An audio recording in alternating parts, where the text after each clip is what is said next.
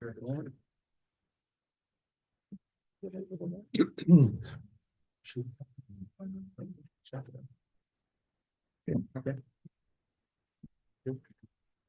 I'd like to call to order the meeting of the Palm Springs Public Arts Commission of Thursday, November 7th, 2024 at 5:31 p.m. Jay, can you do roll call? Commissioner Gonzalez. Yeah. Commissioner Kibbe. Commissioner Landy. Here. Commissioner Silvera. Here. Commissioner Gascon indicated she may be late. Commissioner Ramirez. Here. Commissioner Favreau. Not present. Vice Chair Burns. Here.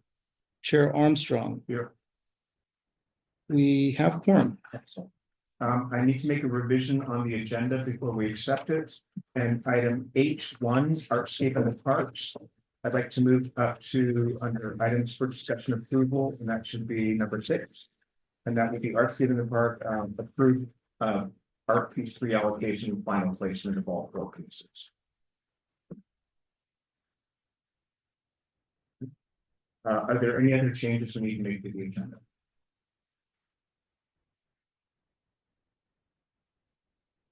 Someone can make a motion to accept the agenda with the one revision that I made. I'd like to make a motion to accept today's agenda with the revision made today. Second. All in favor? Aye. Public comments. Time has been set aside for members of the public to address the Public Arts Commission on items of general interest within the subject matter jurisdiction of the commission.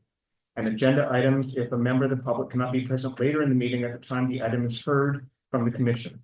Additionally, members of the public may address the commission on each item listed on the posted agenda at the time each item is heard. Although the Public Arts Commission values your comments pursuant to the Brown Act, it generally cannot take any action on items not listed on the posted agenda. 3 minutes are assigned for each speaker. Dave, are there any public comments? Would anyone like to make public comments? We have no public comments. Not at all. Great. Okay. Remarks from the chair. So this was an interesting and a tough week for a lot of people. And for many of us, this was a difficulty. And I know many of you feel shocked and even outraged about what happened politically. But let me tell you, this is where we doubled down on what makes Palm Springs extraordinary. In times like this, our community needs something that politics can't deliver. Public art is more than just stone in a park or metal in a plaza. It's a powerful statement of who we are, what we believe, and what we will not tolerate. It's a reminder that no election can rewrite the values that define us. As the Arts Commission, our role is to make sure that hope and unity aren't just words, but actions. And so tonight, we consider an AIDS memorial and a pride monument. We're reminded of the enduring strength of a community that has survived in the face of government indifference, neglect, and adversity. We're reviewing art for 12 locations citywide, placing art directly to the people and curating pieces that celebrate and unite each neighborhood. So tonight, let's make clear our commitment to empathy, inspiration, and resilience runs deeper than any one administration. Through public art, we'll keep proving that Palm Springs stands united, bold, and unwavering. I'd like to make a motion for approval of the minutes. Jay? Mr. Chair, we do not have minutes. We should be caught up by the next meeting, though. Okay. Items for discussion and approval. Discuss the art project evaluation process. This is something that came up in a discussion that we started around Artscape at the last meeting. And as you recall, I mentioned that an artist had questioned the lack of local representation and the lack of female finalists in the artists that we had selected. After a discussion, I received an email from the artist who had watched our discussion. And she said, and this is verbatim, she said, "Gary, my neighbors and I watched the Public Arts Commission meeting last night. Thank you for bringing up my points about inclusion of more female and local artists. It sparked a good, thoughtful discussion among the commissioners, heightened awareness, and some smart solutions were offered that could lead to more balanced representation. Moving forward, I wish you and the commission the best with Artscapes. Respectfully, Anne Bates." And to be clear, all my conversations with Anne have been very respectful, and we know each other. I think we like each other personally. And I told her that I wish we had more submissions from female artists. After our meeting, I asked Jay to ask the city lawyer, and can we use demographics and demographic information as a determinant when awarding an art commission? Can we use that as a factor, and not really just women, but any demographic information? And then can we target a specific demographic? And when we do a call for artists, can we go to an all women's group to say, enter here? As I expected, the lawyer came back and said, we can't use demographic information at all, but we can solicit specific groups to ensure greater coverage. And as a commission, we always underscore a commitment to transparency and equity at every stage. Under the Brown Act, all discussions and decisions regarding these proposals must occur within our publicly noticed meetings, ensuring an open and accessible process for all. With Artscape, as recall, for the people that were here voting, we reviewed every submission and then circled back and voted how you would individually felt if that art was worthy of being semi-finalist. To get to that step, we needed a majority. Some of the pieces were liked by some commissioners, but other commissioners felt that the materials were insufficient, or perhaps the design presented safety or construction issues. But we had a thorough and thoughtful review, and honestly, I just found how quickly and efficient it was. In fact, we all went through it. We all had favorites. Some of the favorites didn't make it, as I said, for construction issues or material issues, and all of it was captured on camera. So then the discussion was, what evaluation tools can we use? And can we use a rating sheet? Can we use a matrix to fill it out? And what the lawyer said is we can, but those are only meant as a guide for a review of each submission against established criteria. The metrics is only used to organize our thoughts. These resources help us organize our thoughts, but they do not and cannot replace the need for meaningful public input and for an in-depth discussion. This dialogue is essential to our mission of selecting art that truly enriches the community. So if we do choose to use a sheet, a matrix of any kind, every deliberation must be done in public, on camera. So we may have as I said, a matrix that we figure out, well, we have to do it in this room. We can't do it and bring it into the meeting.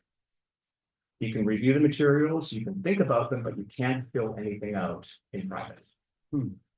So if we do that, if we move forward doing a metrics of them, the way it would have to work is we would review it, fill out your thing, we then have to break, and someone would have to tabulate those numbers. And then we go from that point. So, and then the lawyer ended and said, in our evaluations, we must remain focused solely on the artistic merit and relevance of each proposal, not on the demographics of the artist, such as race, gender, or sexual orientation. Adhering to this principle aligns with their ethical obligations and the constitutional mandates of California and the federal government. And while we cannot weigh demographic factors in our selection process, we are encouraged to actively promote the call for artists across diverse platforms. So we can go to a women's group, and we can go to an LGBTQ group, but we can't not go to a men's group as well. And we have to go to as many broad groups as possible, which is why Jay places them all on Cafe and callforartist.org, and there was one other one that we, so they're big national ones that we do. So our outreach should remain balanced and aiming for inclusivity without prioritizing any single group. So the question is, we have, well, first, are there any questions on that? Mr. Chair, let me just add, we have City Attorney Oscar Verdugo online to join the conversation. Okay. And also for the record, the comments provided were from City Attorney Jill Tremblay. So our previous process, are we not allowed to do that? I mean, because I thought it was fairly efficient and it was fast, but if you look at the material ahead of time, you can kind of, and that I think most of us did, we kind of in our head ranked it thinking this is an appropriate piece, I like this piece. And then we came to the meeting with that information. So What we did was right. okay. We can't have a form to fill out. Right.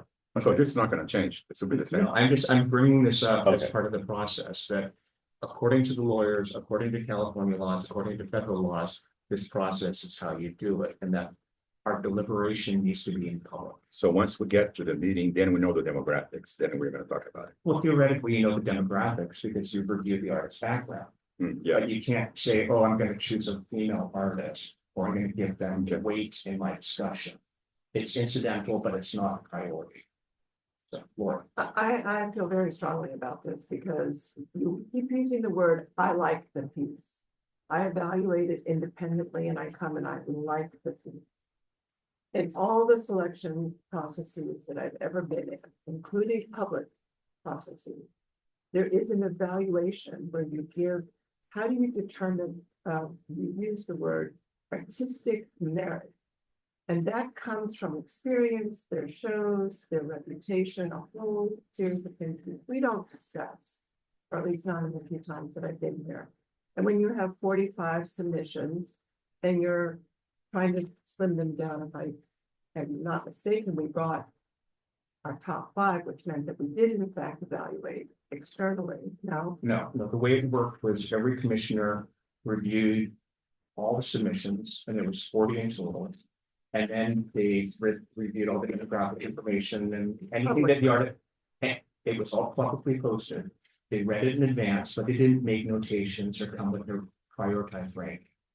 And then in the meeting, what we did was I reviewed every one. And then I said, okay, here's every one that we reviewed. And then we went again in a full circle and said, this is favored event. This is deserved to go to the next level as a semi-finalist. And some of them people liked, but some didn't. And some people said, I like the design, but I know the materials won't withstand. I read what the artist suggested. So they didn't pre-rank. again, I go back to the word like. In my opinion, and this is obviously, this is a discussion.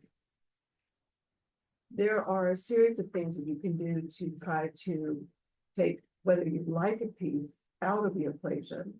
This to then get to a smaller selection of pieces that meet certain criteria, which includes the things that you said about constructability, whether, you know, how, et cetera, but also who the artist is, what their experience is, their education, their shows, all the different things that you can use to evaluate a piece before you get to, I like it or I don't, right? Because life is a very personal thing.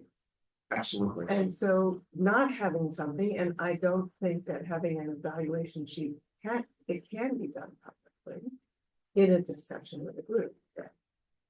And they all have an point system so that it's not, it has some methodology to it that you can count on and be about. It's a fair system over each piece that you evaluate, because each item that you use to evaluate has a point system.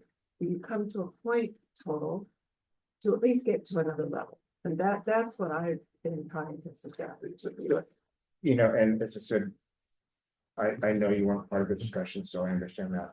But there were times when we would look at a piece and we'd be like, we like that, it's not appropriate for a card as part of it. And it, you know, in terms of the sprite and the dynamic, I recall there was one piece that I personally really liked. It was a melting popsicle of a little dinosaur in bronze, and I looked at the artist's background that they supplied, and it was 2 solid artists, and I'd love to have them in our collection. Some of the other commissioners felt that they'd seen that.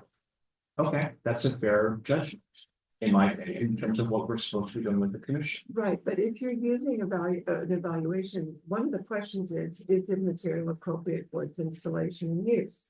So that by the time you get to the place where you're looking at pieces on the more, for lack of a better word, artistic merit, you've already moved through and removed those pieces that aren't materially appropriate for any number of the other items that are in the evaluation process that makes it appropriate.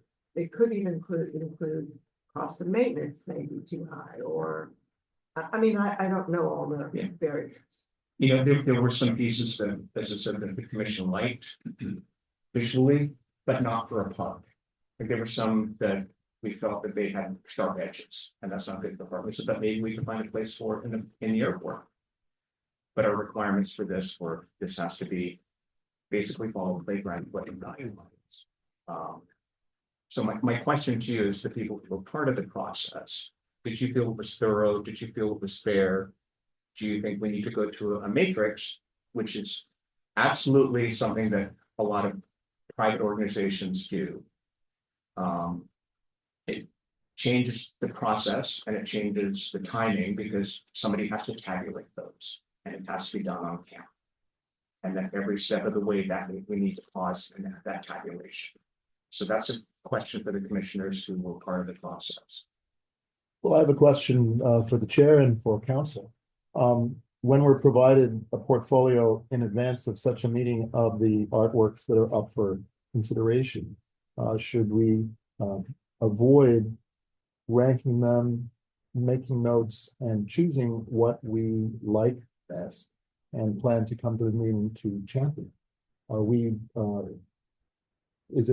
being asked to reserve judgment until we come and participate in a discussion that is public and broadcast? And with the advanced materials, we just familiarize ourselves with the works while avoiding saying, these are going to be my top 5, these will be my top 10. I'll fight for this, I won't fight for that. Jay, what are your response on that? It would be good to have City Attorney Verdugo chime in, but I think one of the things we need to keep in mind is that this is a public body. So I think the consideration or the concern is that commissioners having dialogue with each other would be a concern, because then you're influencing each other. But then when it comes to your review of the artwork you may receive in advance, I would think, you could look at it and formulate your opinions, but as long as you're not having communications with other commissioners, that would be okay. Based on what the lawyer had said to me, I think we should be careful not to deliberate in terms of ranking, but you can make notes on, if they have pieces, they on their, they're in the collection of this museum. That's important to know. They've done public art pieces before. That's important to know. So you're highlighting things without ranking in terms of community. Saying, these are my top 10 favorites. Oh shit, they didn't make them into the finalists. You can highlight certain things. You can say, this is good. I like the materials, or this is a concern. But you're not making this. If I may, excuse me, chime in here. I agree with what's been said. I think, when it comes to reviewing the materials beforehand, the emphasis would be on familiarizing yourself, having the commissioners familiarize themselves with the actual pieces themselves and making notes, about particular pieces, kind of like it has been said, right? Like this has been, this artist has done work XYZ, but anything that has to do with the actual decision making or ranking should be left to be done in the context of the meeting out in the open for full transparency purposes. The ranking system does not preclude that. Sure. At all. No, it doesn't. You do that in public, you all. If you're doing it in public, yeah, that's what I'm saying. It doesn't preclude doing. No, we can do it in public. My point is, it will slow down the process. Because by having a ranking of, somebody has to tabulate all those numbers, total them, and there will be a 20-minute half-hour break while that happens, where some person tabulates 9 people voting on 40 to 45 items. Well, there are ways in which, if you have a tabulation, if you have a series of questions, which it sounds like we do ask those anyway, and they each have a point value, and you're doing it as a group. I think choosing shouldn't be in a rush anyway, but I don't think that it's like we're all sitting here doing our own, we're doing it together, we're ranking them. You come up with a number for each of the artists, and then you move to your next level of discussion. I mean, there are ways to do it. I mean, There, seems to me time is not the Yeah. determinant of how well you should evaluate the piece. I mean, maybe it is, but Chris, what are your thoughts? Because you were. So my whole process with this is when we did get the files of all the individual artists, I went through every single file, read the background of the artist, the CV, the previous works, right? So I feel like on the commission, that should at least be our homework. Is familiarizing ourselves with pieces, who the artists are. I thought the day of when we actually made the selection went relatively smoothly. I think we all had an open discussion around all the pieces when we went through the entire list that we did receive. I did think that process was efficient in my mind. I think that we did have an open discussion on the pieces. If someone wanted to advocate for an artist or a piece about this, we did have an open dialogue, so. I did think that was fair, having us here publicly, being able to discuss a little bit deeper for each piece, but it did run smoothly. You know, Yeah, I agree with everything we said. It was a lot more efficient than I had anticipated, actually. The whole matrix idea, I'm a little confused by. I don't know what would be on the matrix that we couldn't discuss in person the way we did it previously. I mean, I know that we want more women and LGBTQ and that type of thing, but I don't think that we should be giving points to people because they are a woman or because they, it's like, it's based on the art. I think that when Jay put out the call for artists, the requirements for the art and what the art was intended to do and what was gonna go was very clear. And I think the artists, some of them followed those directions, some of them did not. The ones who didn't get picked. I mean, I think that was fair. I think that what we put out there guides the art process.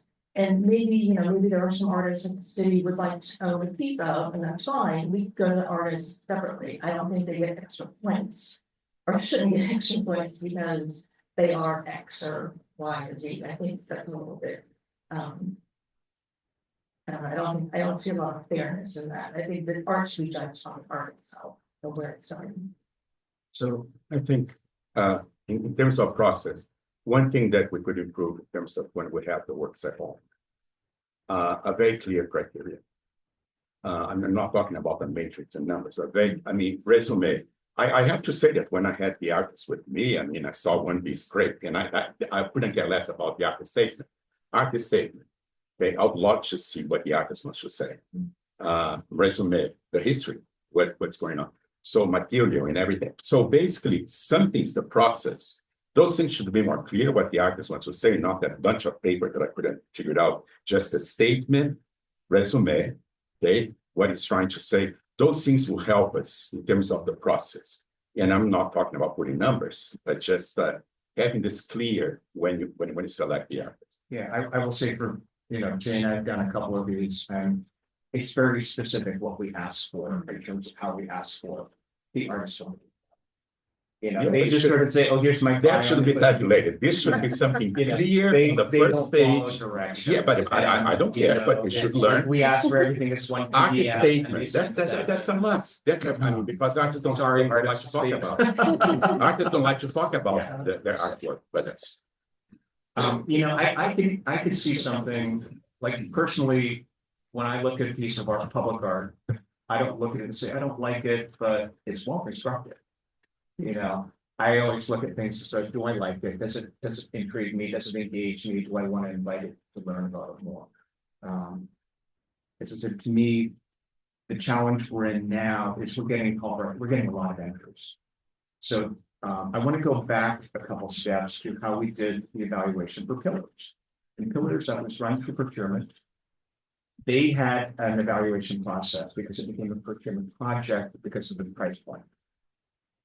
And then they had an evaluation committee, and we did not know who the evaluation committee was. We didn't choose them. We didn't find out until afterwards. But these were all highly respected professionals in public art and in fine art.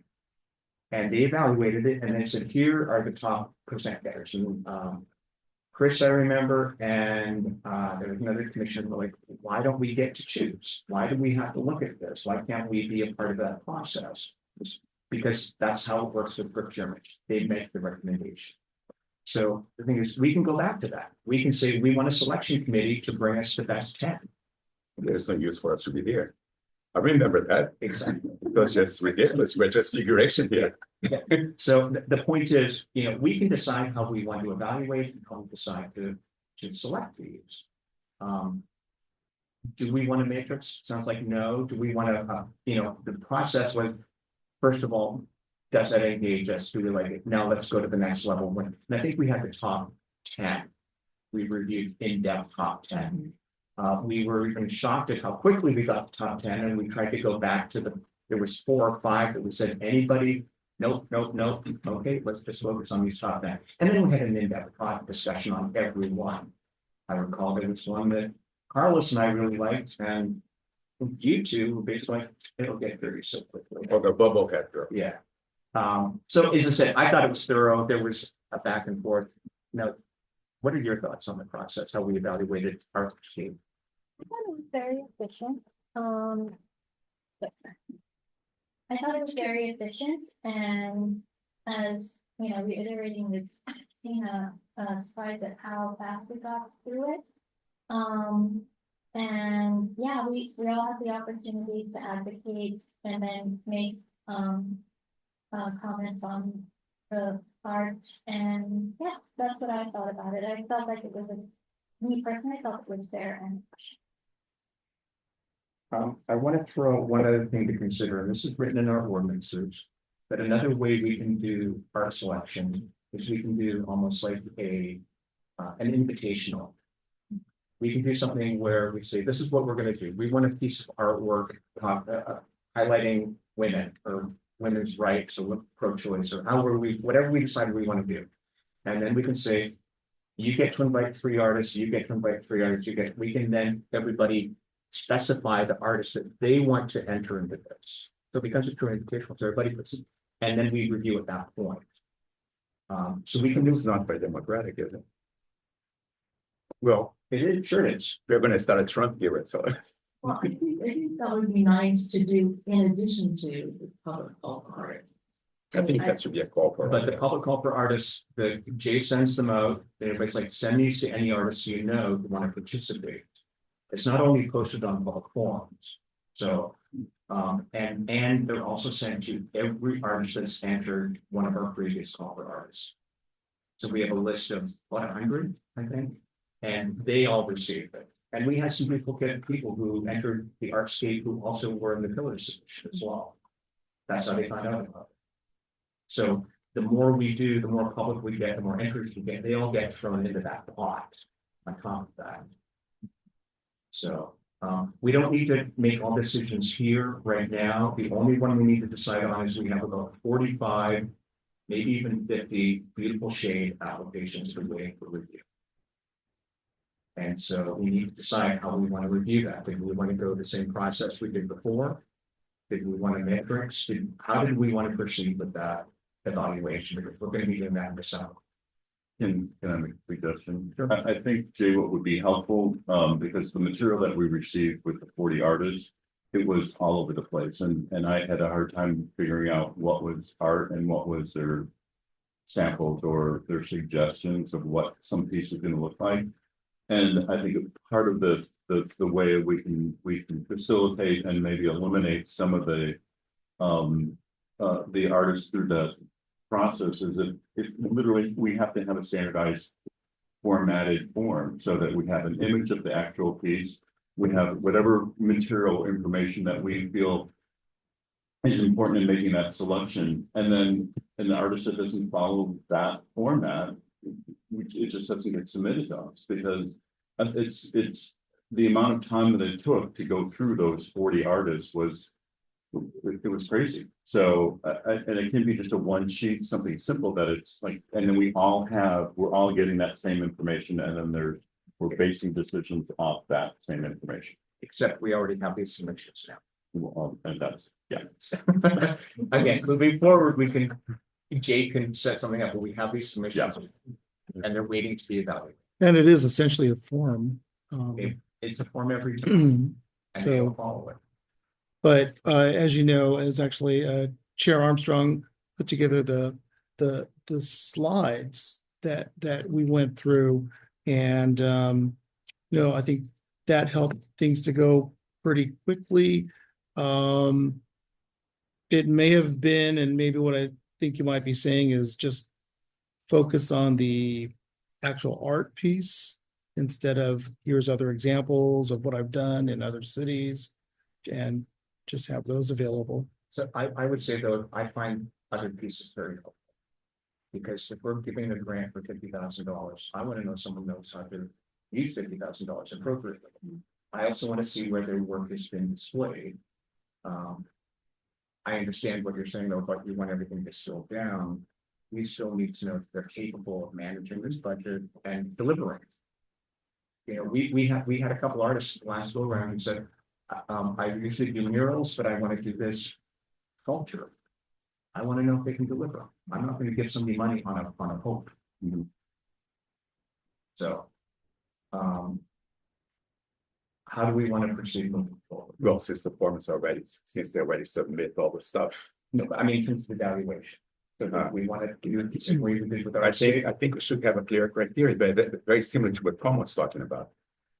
If we have to decipher, where the artist statement is, but what pieces we submitted, then it's crazy. We can't change that criteria. Okay. After it's been said. But I mean, So we can do that moving forward.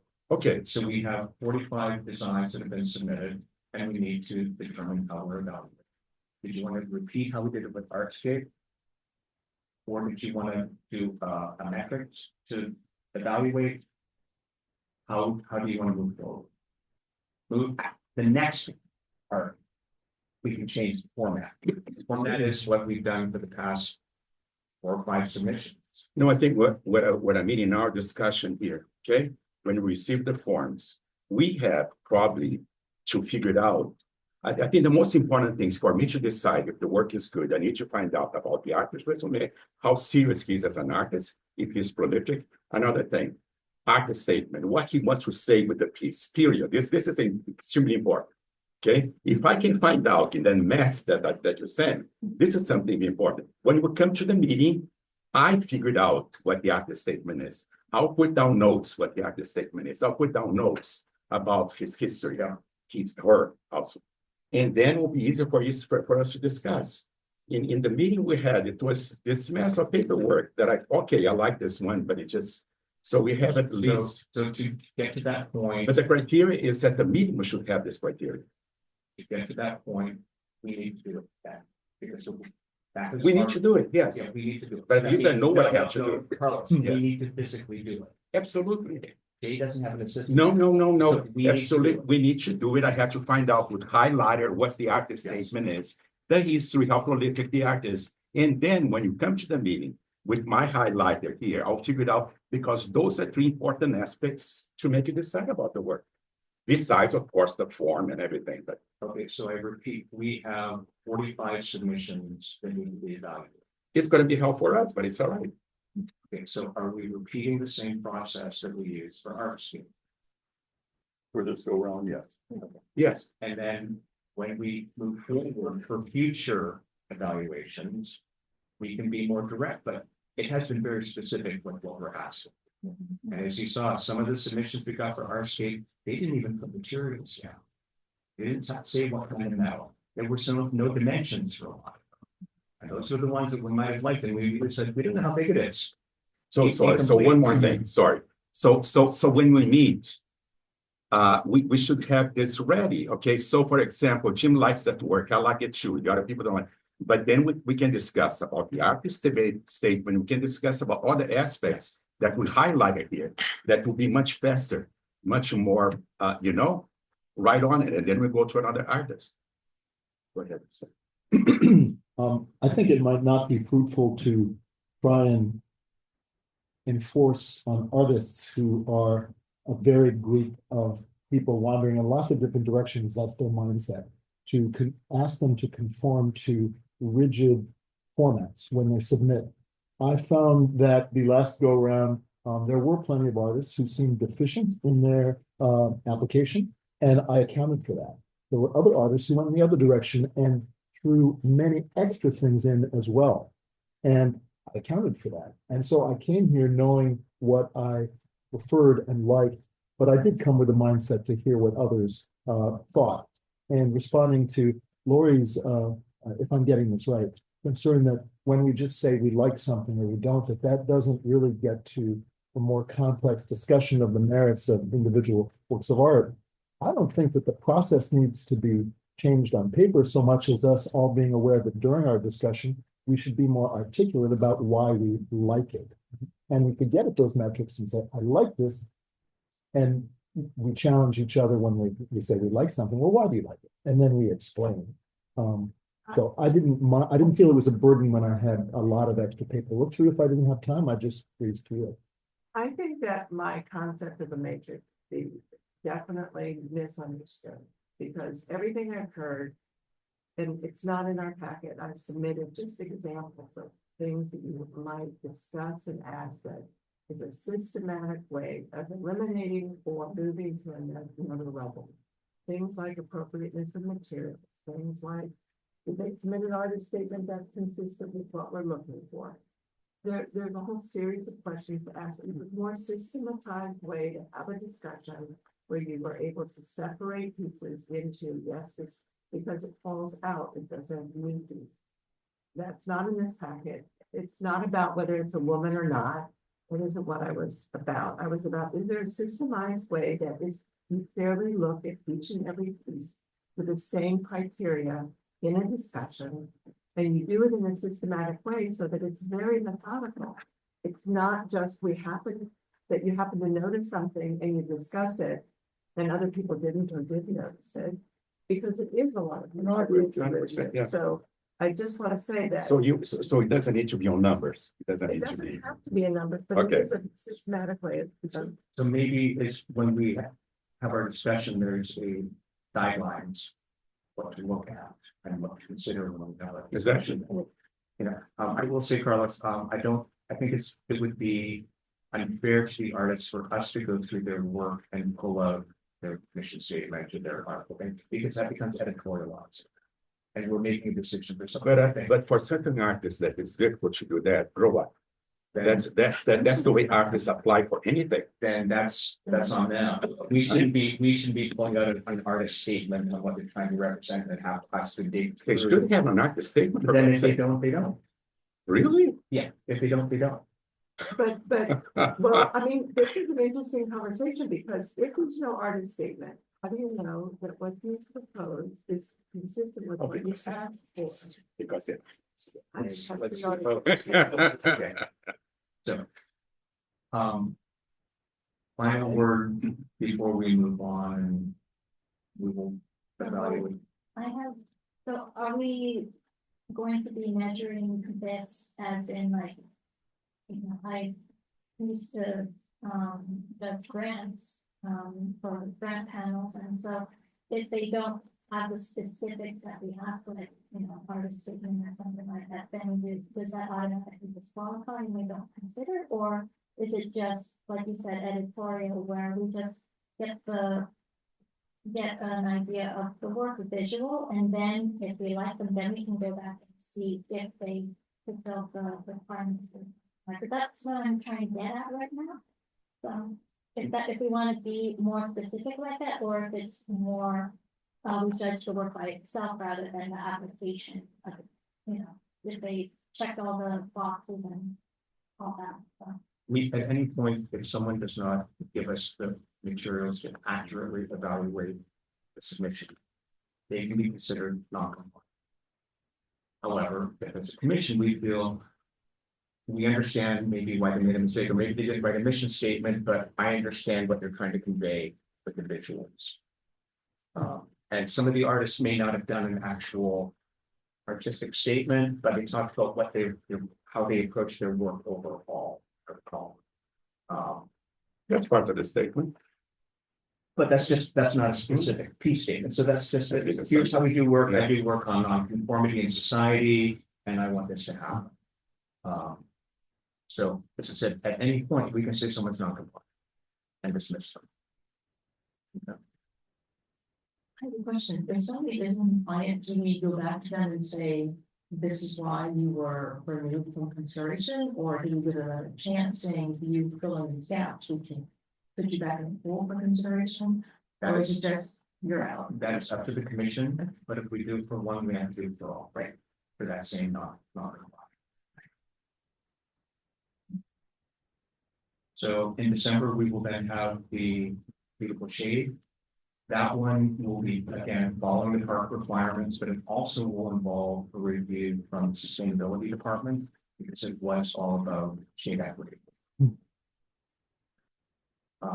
I like Laura's suggestion of a evaluation statement, not a form to fill out, but something that will be considered, so that we can work on and submit when all of these are reviewed and posted. Any other questions? We talked about the shape. I just wanna pop in real quick. I would like to see what that matrix would look like, as far as, you know, what nodes do we have and what could that process look like? I think it would be valuable to at least check out and see how that would, you know, play out. Absolutely, I think it's worth investigating. And it just to, you know, I'm not, Lori and I have had these discussions and I like that guiding. We can't do that evaluation finally, right? Anything we do needs to be done.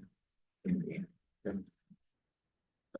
But I did think there was sufficient, yes, last time, we did get to that deep, and yet moving on. Next is to discuss partial funding of privately funded donations to the city's public art collection. What parameters and considerations, if any, should be met for commission approval? We have two requests in front of us for $65,000 for the Palm Springs Gates Memorial by artist Philip K. Smith. And then we have $70,000 for public art funds for the PS Pride Monument by artist Jim Eichelman. Several of us had a sub-meeting on reviewing the ordinances.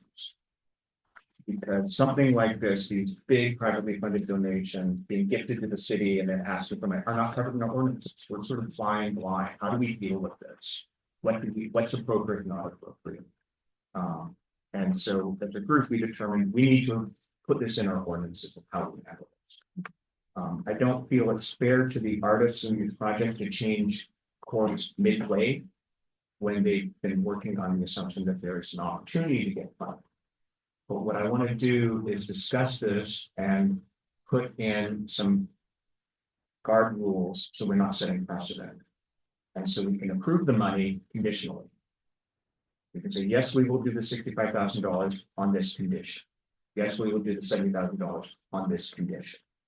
And in terms of conditions to consider, I think we need to be careful that they're not sort of forum shopping. Coming to the Arts Commission for $65,000 and then running to Measure J for $100,000 and then running to the Parks Commission for more, you know, so they can't go around that way. It's all coming from city money.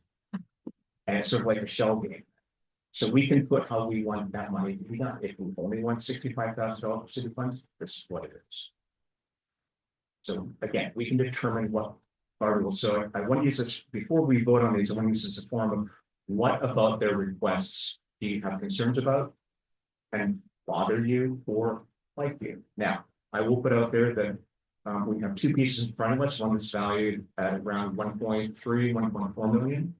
And they're asking for a $65,000 donation. So for $65,000, we're getting a $1.3 million piece of public art. The other one is a $500,000 piece of public art for $70,000. So it's on one hand, it's a good investment. And it's a good use of maximizing public art funds. We just want to be sure, at least I want to be sure that we're not sort of viewed as ATM. That that's coming to us for money after the fact. And we don't have any say in the artistic look of it or the presentation of it. So, Chris, I know you have some thoughts on this. Well, would it be fair to consider a cap? And I know every project is different, but would it be fair to consider, you know, this is an allocated I guess amount that is, I guess, across the board for a future project if this does happen again. There is organization, there's, you know, the difference between 65 to 70, and then some comes to 45 to 85, right? They're consistent and ceiling. So, Laura. Well, I was gonna ask your point, and having seen those pieces. I'd like to try to understand just why the prices are basically similar for installation, where the base and one is a much more complicated piece to install, which you might see, and what is included in it. Why is the pricing is so similar to the installation? You know, I had thought maybe, and I think it was Tom suggested at the last meeting that, you know, we have the Art Street program where we're saying we're going to spend $50,000 for a piece of art in every city park. We're on 4 parks now. Well, the Ace Memorial's going to downtown park, check that off. And then Pride Monument's going in Francis Stevens, check that off.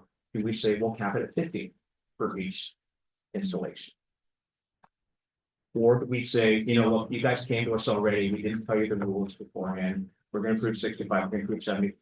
But conditionally, any further pieces capped at either $50,000 per park or a percentage of the total cost, because you could have somebody who they ship some money around, so all of a sudden your installation costs are twice as much as they should be because they want that money. So I'm uncomfortable even saying we'll call this for installation costs. We all know that it's fungible. Our installation costs are. Hang on, yeah, we just need to let commissioners. Okay, first of all, I really don't want to complicate this issue, but these are two different projects, and I think they should be handled differently. To begin with, the Age Memorial is clearly the request was for installation, and so, and the actual artwork is being donated to the city. So I'm feeling comfortable with $65,000 for the pad and the installation of that piece that is being donated to the city. That's separate from what I understand. So the new one, that the Pride Monument, this is, we're saying that it's an installation cost, but there's not on, according to this, the agenda item, this is funds that we're donating for something that will be donated back to the city. And I think that's, I have an issue with that. This is not an installation cost. At least it's not listed as an installation cost. Well, let's jump back to the first one. What requirements and parameters do we want for approving funds for privately funded money that's being donated to the city? And so we can put whatever requirements we want on it, and then we will discuss these separately. So, Laura. I was gonna say, I think that you need to have a budget that's a verifiable budget, and if it's not set aside. But you can do both. So, and I do think that, I know in the consideration of the item B, there was a lot of to be determined, so I don't know the validity of the actual dollar amount, because it's so many to be released there, so. I do think having a valid budget is an important criteria. I definitely would agree on the percentage part of it, so we can, someone presents the budget and then we can say we allocate, well, across the board, we allocate a certain percentage for installation. Or the percentages, yeah. Yeah. We're not gonna automatically give them 15%, Yeah. but we'd say it will never be more than 15%, Mhm. or whatever number we determine is appropriate. Or trying to think of like somehow we can like require them to do a matching, like, Well, they are doing matching, because if they're paying 75% of it, they're just asking us to contribute a certain amount of funds. One other thing that I would throw in here that I think is important is we are called the Public Art Commission. Through that public art, there is a lot of opportunities for public comments, public feedback in the process. And I know with the AIDS Memorial, that we all know, they went through a lot of public feedback and a lot of public comments. And they ended up with a piece that people love. So to me, that amplifies the public portion of our responsibility. So we can put in there, we need you to do X amount of public engagement before we can give you money. We can really put whatever requirements are in there that we think, so that what they're doing matches, their mission matches what our mission is. I think that's an interesting concept, because yes. People may want to do it, yes, but the community doesn't want. Right, so I think that we saw that whole process, obviously, and we got to the point where the community wanted to give. Yeah, I don't think we should be giving money just because somebody wants to give a gift to the city. I think that's very important.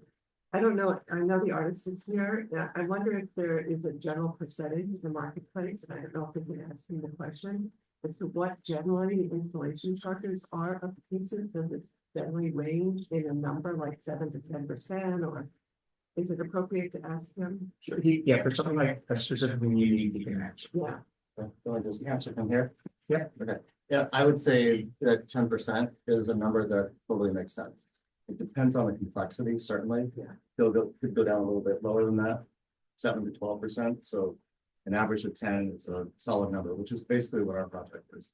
Our total installation costs are really more about 125,000. That $65,000 is a portion of the installation. And it's a carryover from the original design, which was 10%. Yeah. So, yeah. Yeah.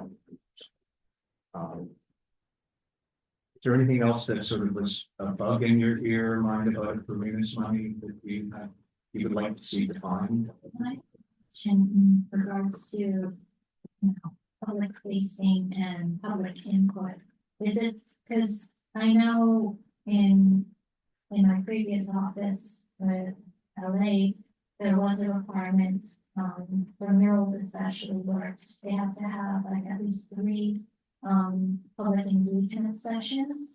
And us as the neighborhood council facilitated those because the murals are going into our neighborhood.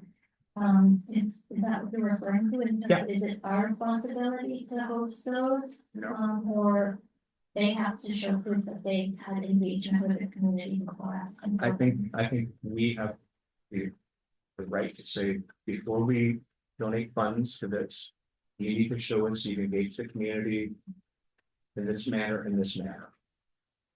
think that's fair. Again, we're public art. That is our responsibility as well when we do artwork. When we do a mural or anything that is a certain beat with somebody's own, you have to let them know in advance, and there has to be a public hearing. But we're not the one facilitating. the public hearing. But no, I don't think so. Well, with murals specifically, we do facilitate the public hearing. This commission holds the public hearing and the planning department sends out the notices for the public hearing. And would that transition to sculpture and other public works as well, or is it will be If it's privately funded, they would do it. Okay. We can ask for assurance that they've done it. That's what I'm saying. Yeah. I think it's a fair thing to ask. Well, the only art type that requires a public hearing is murals because it just evolved that murals have their own ordinance, so. Except when we commission artwork, it's posted publicly by the Brown Act, and anybody has an opportunity to have comment on it. Every one of the artscape pieces, I went to a neighborhood association meeting and presented to them, got their feedback. Again, more public comment. I went to the Parks Commission meeting and presented them, another opportunity for public comment. That's why I'm saying if something's privately funded, they can just say, here you go. We can put in there, you need to give us that you've done this 3 times, or whatever number we feel is appropriate. So, because even though we don't have a public hearing, every meeting is a hearing, approving something. So, and again, I'm not saying that we're gonna hold off on these for that process. We can determine now what requirements we want to do this moving forward. I just want a random question, but I like the idea that the group or the artist who presents this gets some public feedback here, and I think that should be required. And maybe this never happens, but say an artist dies and bequeaths a piece to the city, I mean, like, how would you do that? Since there's nobody, there's no group, there's no person, there's no money to install it, I mean, maybe that doesn't happen. Like, that. it does, so what do you do, like? It's, Is that Yeah. how it works? Yeah, I think in a situation like that, if a piece is donated to the city does not want to accept it, just remains with the estate of the deceased individual. we could accept the piece and not put it on display. But if you wanted to display it, it would just be up to us to pay for it, is that correct? And we would post it on our agenda, and it'd be an opportunity for public comment, maybe it was in the park, it would be on their agenda, and opportunity for public comment. And by the time it goes to council, that's another opportunity for public Okay. Right. Makes sense. comment. And then we deal with the issue that Laura referred to, we can't really be just taking, here, take this gift, without knowing that the public is going to prize of it. Anything else that you think we need to determine after these 2 that we think is appropriate? So if I understand correctly, we're setting a limit Or the discussions around setting them and having a verifiable budget and then criteria for it to then. I think I heard 3 times. That there is interest groups or they've met with interest groups and there's a community that wants it. We can absolutely do that. Those are, It's, should be non-discussion. it's a gift, though, does a gift go through a different process before it comes? So for example, there's a process where you accept a gift and they're not asking for installation funds, and then come back and ask for installation. That we can then say we need 3 steps moving forward. We haven't done that this far, so yes. I actually think we kind of hit the 3 things we want. Any other? I think it sounds like there's like a different level there, so you're talking about, essentially, gifts. From one and state, which, you know, I'm from a museum background, so there's like a very specific way to accept donations and gifts, which I'm assuming the city has a process for. So that's one aspect, but these specifically here, are, they're in the process, they're not here, take this, it's more just, the artist is here, they're soliciting feedback and requesting this money, so it's kind of like a, you know, the 3-step process, like you said, or even in different, categories, really. Yeah. Yeah. Um, Anything else we want to add to the approval process moving forward? How about a time limit? Time limit being, Meaning if someone requests a commitment of funds for, say, installation, but the piece never gets installed, and so the funds are set aside until forever. So, that's a good one, Jay, and I know you, you deal with that. So yeah, I think that we could say they have to give us a deadline if they miss the deadline, and it's not so much a deadline for their own fundraising. Actually. I think it's appropriate. Yeah, if it's privately funded, the deadline for their fundraising.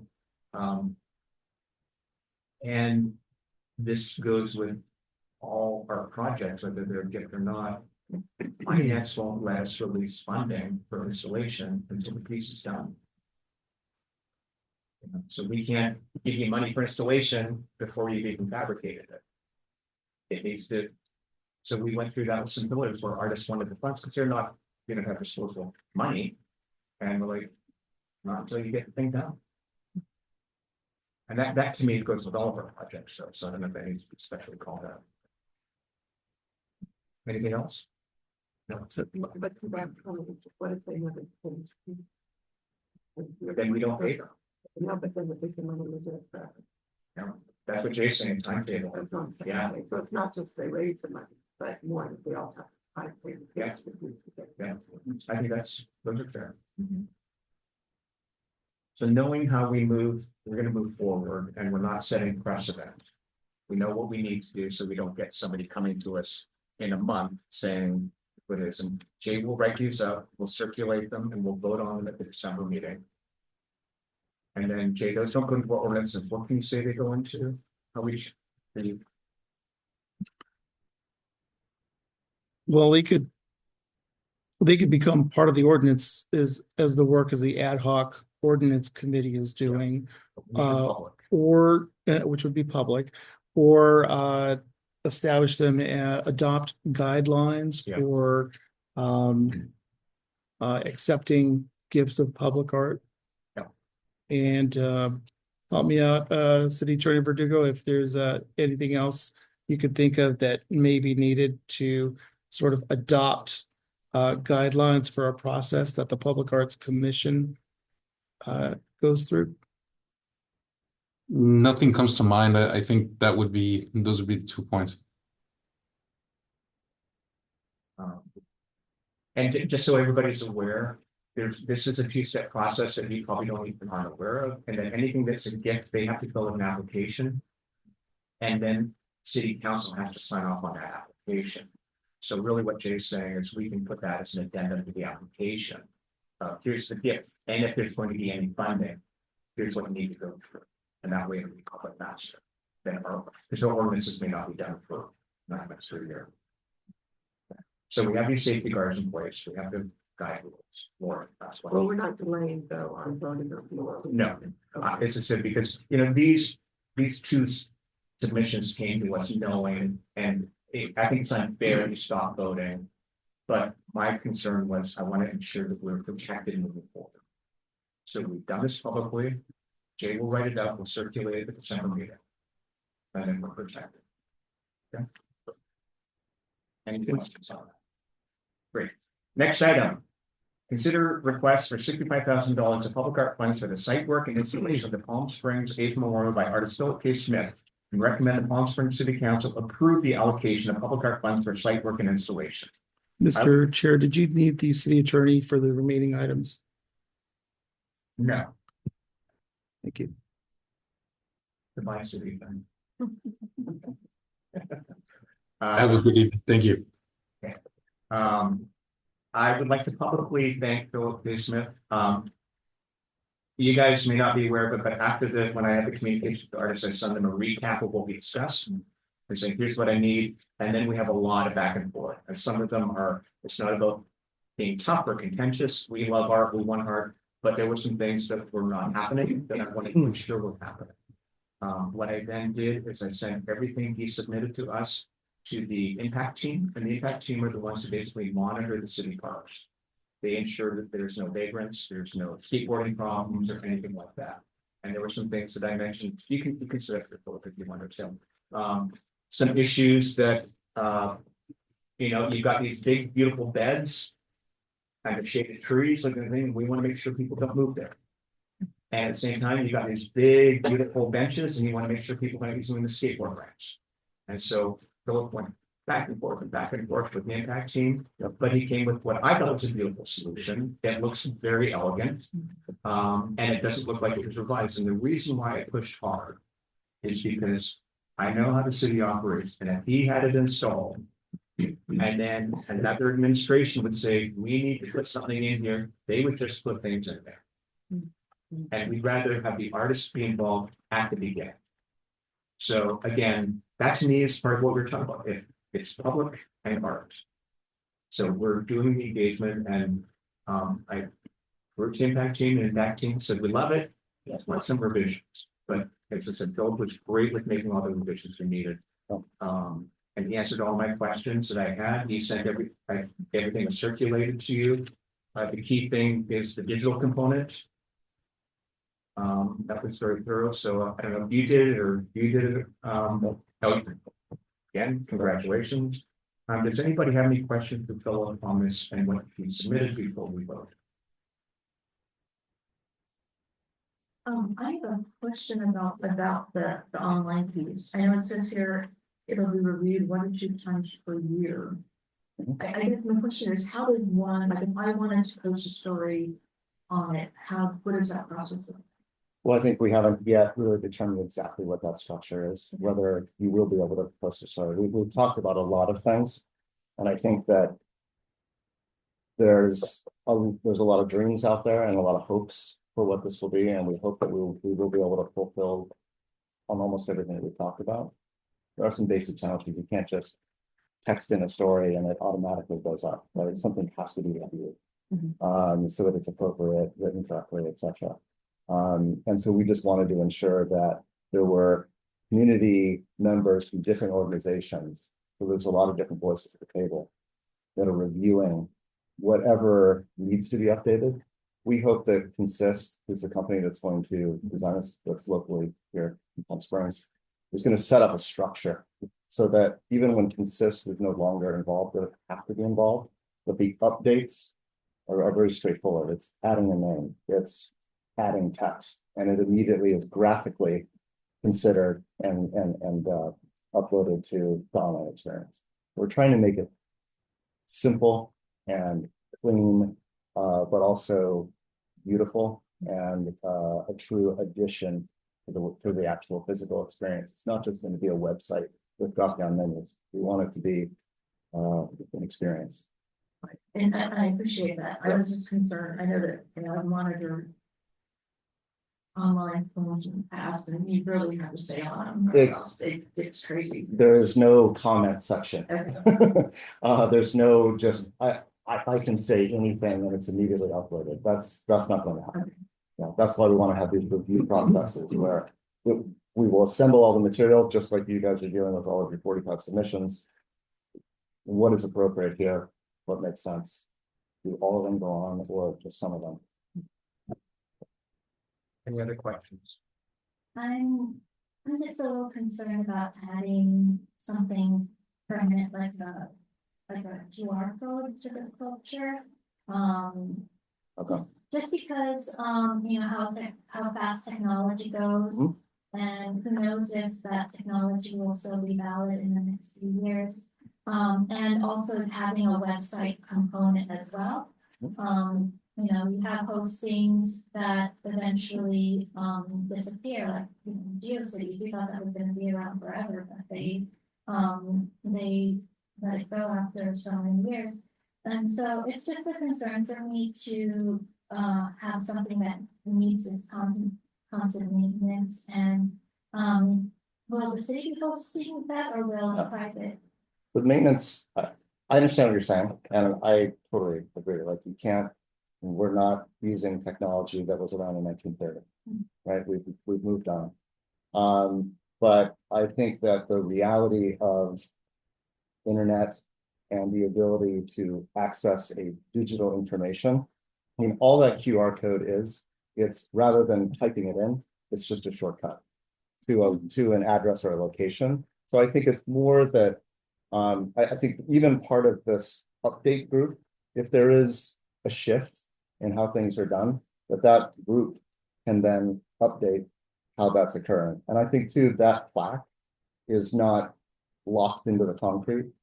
I think that both the sleep and skate deterrents, like anything that is physical and protruding from the concrete, needs to be able to be replaced. It also, because anything can happen, right? Anybody can come with a hammer or whatever.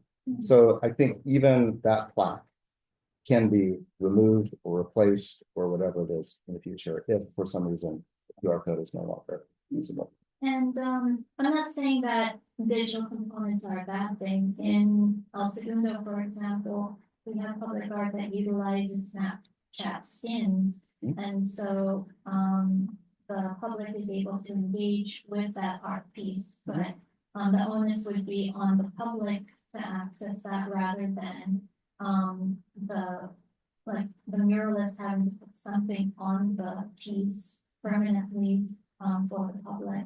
So I'm not saying that the digital component is what scares me, it's just the permanence. But you said that it could be removed, so that's good, but still just adding something permanent to a piece that might be obsolete. And you know, I see sculptures as kind of timeless and something that can be accessed throughout the ages. So yeah, that's just my concern. I've seen other ways that artists have used digital AR and other components that are more present to the now. And I feel like that could be an opportunity in the future for other artists to, you know, with the technology that's available 10, 15, 20 years from now to be able to do that.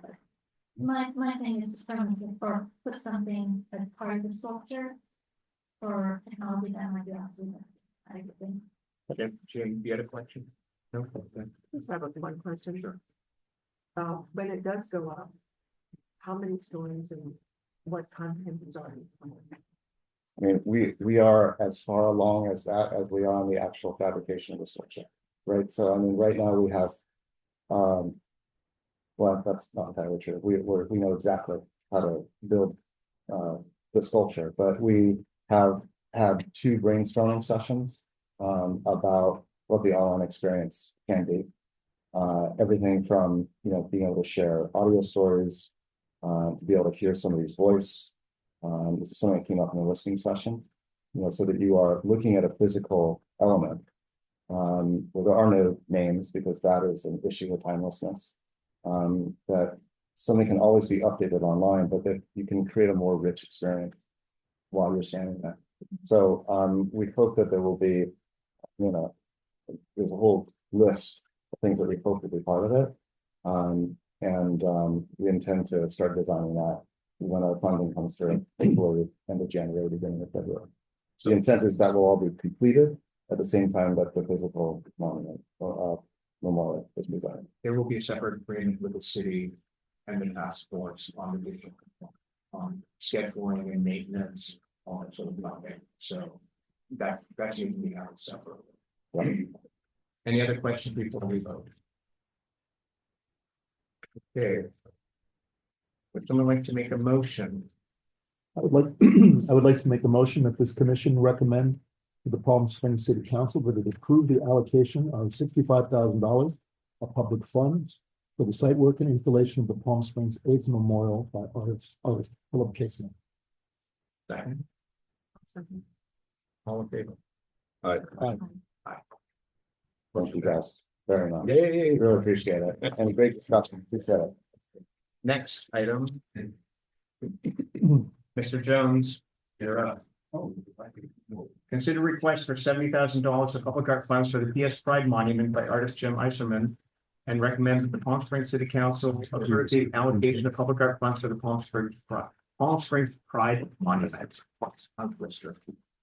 Oh. No one cares about the Pride movement.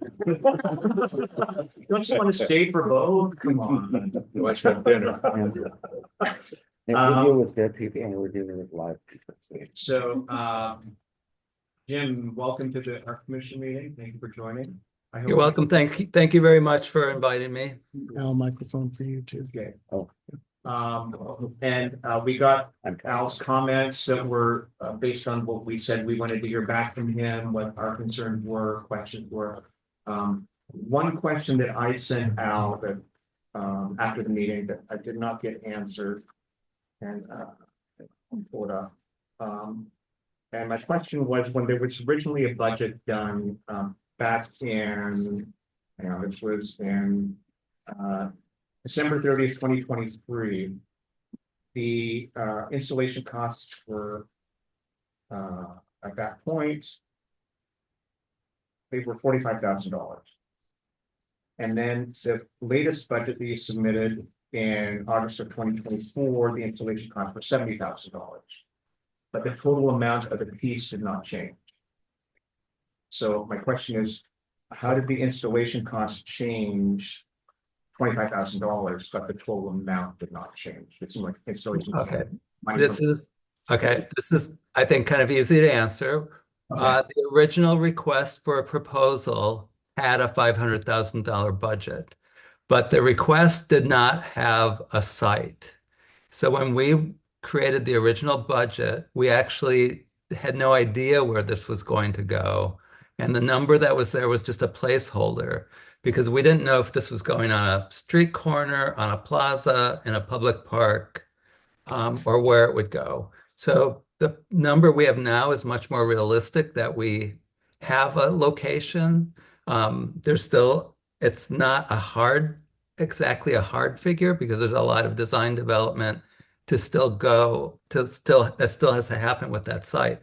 We need to do soil samples, and we think we know what kind of concrete pad needs to go there.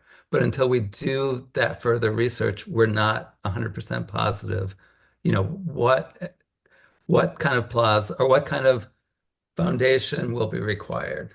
And what sort of variance do you think your installation cost will be then? So you're not 100% sure.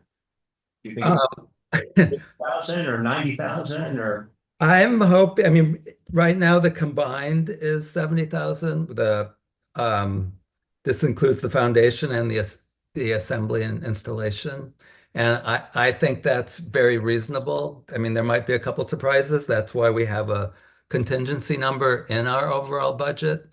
I have personally cut my fee more than in half, because I want to see this happen. So on the off chance that there's money left, maybe I'll get my full fee. But I'm very committed to this happening. And I'm the Meta Lab who I've been working with on this project. I've been working with them for over a decade, and we've brought every project in on budget. So I'm not I'm not worried about us not being able to do this. I'm just, excuse me, worried about where, we have a little bit of juggling to do as we go through design development. Al, how are you doing on fundraising? How are we doing on fundraising? Can you hear me okay? Yeah. All right. We have at this point, about 150,000. 150, okay, that's what you had last time you were Right, here, so right. that means. We're planning right now a benefit, a fundraiser in December. Showing a film about Studio One forever. So we got there and then we're reaching out to some other major donors. Can you tell us, I think you heard from our discussion that the commission really appreciates a lot of community feedback. So that's the public component. Can you take us through, and Jim, you might know as well, what you've done to engage the community and how much of your 150,000 is big donors versus small donors? Yeah, right. And to engaging the community, we started literally the day after the jury made the selection. Ron had me go present to the community leadership, and there was widespread, it was full support. Yeah. They made a couple of recommendations for changes, which we actually incorporated. And every time we've met the public, with members of the public, if good ideas come up, we were making a change because it was a work in progress. But the community leadership, Visit Greater Palm Springs, is fully on board. We have subsequently met with the manager of the Wisconsin, because it would be right across the street from Cave area. They're in full support of it as well. We had a community open forum at Hunter's, so the community at large was invited to participate. We had I think a good turnout, the normal kind of turnout for something like that.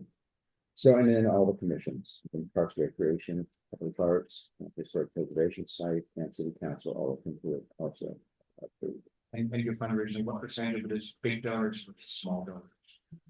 I haven't broken it down that way. We would like a major donor, and we're setting aside, or actually we're developing, what kind of recognition will we give you based upon the contribution level? And I just asked to me, small donors, if you get people saying, I really like it, I think it'd be $20 or $100. I'll take it. I'll take it. But that shows that they're engaged in support the project. I've had no negative letters or comments from any of this. I've gotten a lot of follow-up letters when we've met. I send it out to there's a business association, frankly. They asked me to give them a copy and they just wanted to send it out to membership, which is why I spread, as you know. And I started receiving letters of support based on that too. So everybody has been supportive. And we've also been very transparent in what we're doing, and that it was a work in progress. And that if there were some good ideas that came forward, we would incorporate those things, which is exactly what we've done. I know you got a question. Well, no, I just have I actually only heard about the piece here, so, I've only actually heard about the piece here. So it's, I don't know where you've advertised. It's been in the Desert Sun, it's been in the two other publications, Jimmy Focus publication, the plus Ben and Mark. Oh yeah, that's major ones, but it generated a lot of excitement when we saw it, so that's out. I guess my question more to us is, given that they're a ways away from knowing that they can actually do the, are we considering this too early? I would challenge the statement that you don't think we know what we're doing. I didn't say that. I said that given where you are in your fundraising, you're a long ways from knowing that you can actually create the raise money to make it. I can, we're absolutely convinced that we will have no problem. Let's assume they will. Yeah. But we're not giving them money until they're ready to Right. install. No, I understand that. And so they're not gonna be able to fabricate until they have enough funding. I know, but Yeah. the commitment of funds, which we haven't implemented the ordinance yet, of the conditions, unless we want to put those conditions on, such that. Because to me, the risk is in when you're adjusting your fundraising, and I understand it seems positive and whatever, but having spent a lot of time raising money, big difference between 150 and 5. Right now, I'm raising funds for different organizations, for different presidents. It's interesting. Pardon me. Yeah, you know, I understand. I hear you, and we're in a whole new world with the election and people are keeping their money tight, they don't know what's gonna happen with the economy, so. We're not gonna give them money. And then they're gonna run off and not complete it, it's not gonna be this piece of cement with rebar. No, of course, no, I Yeah. understand that, but it does tie up $70,000 of our budget. Potential. So the way I look at it is our budget run, June through July, or July through June, I think July 1st through June 30th. This isn't going to impact their budget if you have this November 2025 installation date. October, October. a year from now, it will be installed and ready for public Yeah, view. so it In won't time for really the- impact yeah. until our next budget. We're specifically targeting October because it's the beginning of the 4-week year at Palm Springs, priority number one. And secondly, we want to be up and running when the major convention comes in of the LGBTQ Travel Association. We're meeting in Tokyo right now. Next week, we're going to meet in Palm Springs. And that will create a lot of visibility for it. So, and Jim has absolutely no problems meeting that deadline. So, To me, the money is really going to fall into the next term. We can approve it now and it can be bookmarked for the next term. Again, because we don't get the money for 30 years. So. But it helps them to be able to say, we got this donation from the city and people can raise the rest of the right, fund. it does help.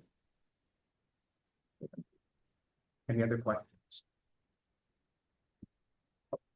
Yes. Okay. I just want to be clear because it does not say this is for installation. What are you referring to? I'm sorry. On our agenda. On our agenda. So we can put that in there when we approve it. Okay, to me, this just looks like we're just donating $70,000. Okay, we can clarify that. Okay, And can we clarify that we want actually a real budget? Not a TBD. But it is a real budget. I'm going to have Jim speak to that again. Yeah, it's a very accurate budget. I'm just, I don't know exactly how to put this. Until we get under the soil there in that park, I can't tell you exactly what the foundation's going to be. But what we're proposing is I think it's a large concrete pad. And whether we need a different type of foundation underneath the footprint of the sculpture, that will be revealed when we do these soil tests. So some of these numbers may slip around a little bit, but until we complete design development, it's impossible for this budget to be any more specific than it is. But Take us through the soil test. How do you go about doing that? let me find I have. Sitting too, been trying to arrange the opportunity. And So we can put as a condition that we will approve this condition on soil test in the final budget. Well, it's included in all of those numbers. Yeah. You know, the numbers, I mean, everything's there. It's just not broken out because we haven't done it. But, you know, there's a survey that has to be done in terms of the location of all the utilities. Some of this is pretty inexpensive, but there has to be a geotechnical report done on the land. I mean, this is just because of the earthquake possibilities. There's all these technical things that have to be done. They're not particularly expensive, but until we have the go-ahead, there's no point in executing them. So we don't know exactly what the depth of the foundation requirement's going to be. You know, these are more specific to, you know, the built foundation. None of them are going to change the cost prohibitively. So. You had a question. Yeah, all the tests and so on, is that part of the 70,000 or is that? no, Yes, it's all included in there. in the budget itself. Yeah. I've been working with the city about trying to make an arrangement for this. There's a question of who pays for it right now, which is a little odd, because we can't just walk on because it's city property and they're saying, You need encroachment, so, yeah, and it's historic. yeah. So John back there is like, yep, it's historic, so. Well, we got already reserved, Okay. you know, that we got the approval from that, historic site preservation, of the pot map, so.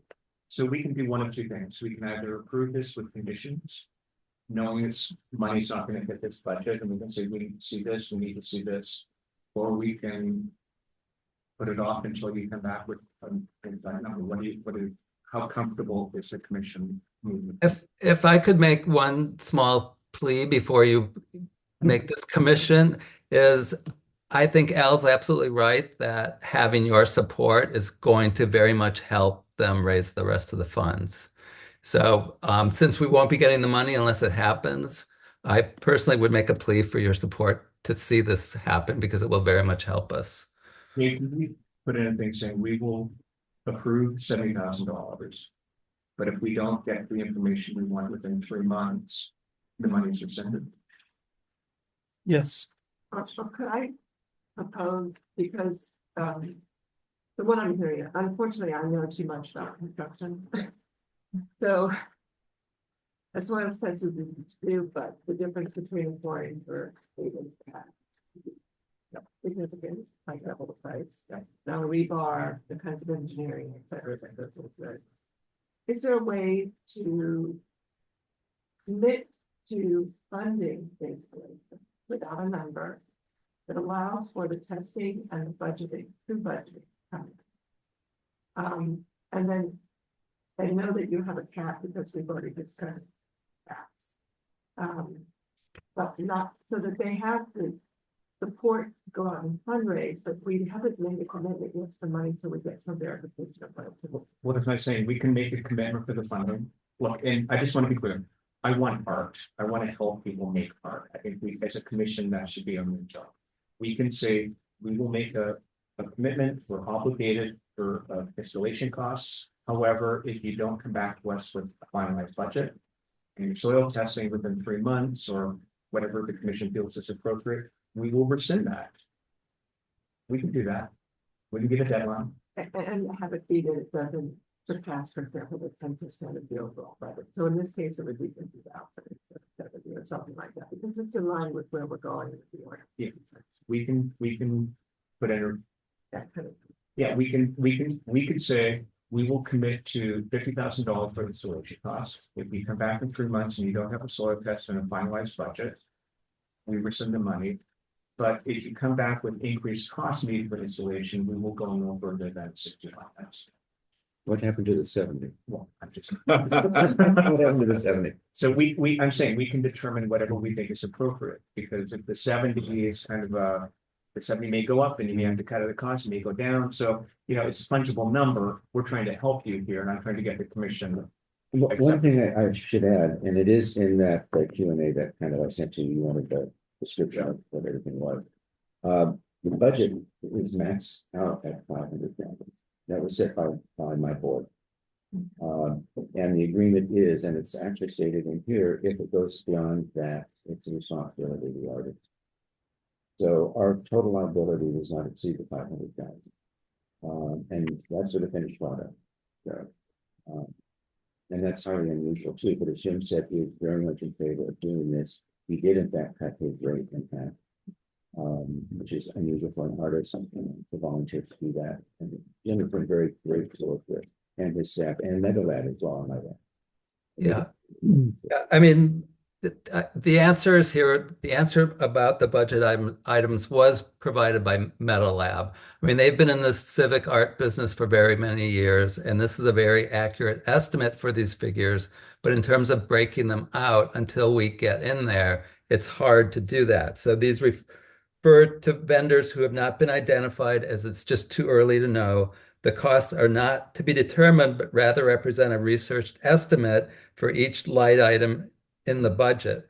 And they've been in this business for over 15 years. I've been working with them for over 10 years. And it's part of a cart and horse thing, because until we complete design development, we just can't give you a more accurate, but we have no hesitation about being able to do it for this budget. But, there's just some things that haven't been chosen or the final decision made on. We're not giving them a check any step of the way until we see movement in that. My point is we can put through as you said, the Karen Wilson, I want art to happen. I want to help you happen responsibly. We're dealing with tax dollars here, so we're the ones who are amplified. So Jay, we can put in whatever language that we need. Soil testing results and a more accurate up-to-date budget, but a certain time period. When you write your staff report for council, if the commission approves this, they will know that we're not just handing money away, that we're being diligent here. Knowing no money will go to them for anything else. until the piece is near completion. Yeah, I think from my perspective, I mean, I like the fees, I think it's important for the city and us to support it. I don't think there's any risk to us. If they don't raise the money, if they don't fill the fees, they don't get any money, so it's like, I don't see the risk to the city. I'm in agreement with everything that's being said. I just have an internal question. Why is it the artists and the committees that are submitting the artwork to us responsible for those foundations on city property and the tenants that are involved in it? Wouldn't that be the city's responsibility? I mean, I don't want to. That's what I'm having the discussion all about right now. No, that an artist, if it's a new piece of art, the artist, and even with our pieces on city property, the artist installs. Installs, yes. Yeah. I'm just saying that in terms of the soil test, I mean, it's city property, city land. Yeah. Why wouldn't it be this on the city's owners to say, hey, this is appropriate for here or not? We have the artists do all their own permits. When we had crawler installed, he had to get the engineering report. It's not like, the artist wants to put it into place, it's your obligation to ensure it can go there. Okay. I'm so. Yeah, and we have to do it. I mean, if we end up paying, fine. Yeah, I mean, I think the big difference is if the city had commissioned this, they would be responsible for providing that information to us. But because they haven't, that we're in this kind of bind here where, we hadn't even considered this being part of the budget, but now it's not a large expense, but we can absorb it, but it's just been another hiccup in, getting all the blanks filled in. Would anyone like to make a motion? Mr. Chair, if I could just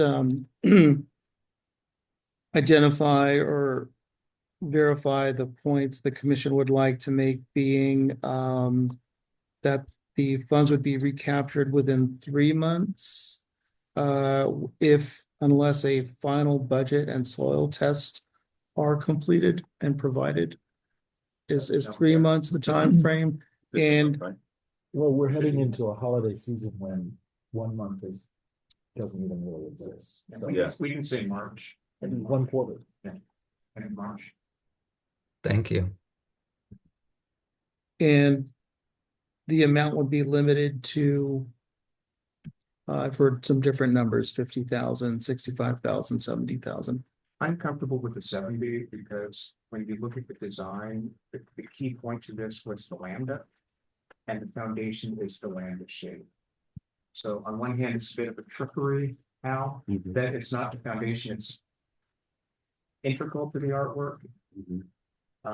It's actually the most important part of the artwork. So it's not really installation, but I'm personally okay with it, but everybody has to vote how they want to vote. Would it be fair to consider that 10% cap? Given the estimate is $500,000, if we're gonna sort of play with practice, if that's something that we would like to. Though that was one of the rules that we were talking about doing in the future, but Right. not affecting these 2 projects. Right. Well, we can open discussion.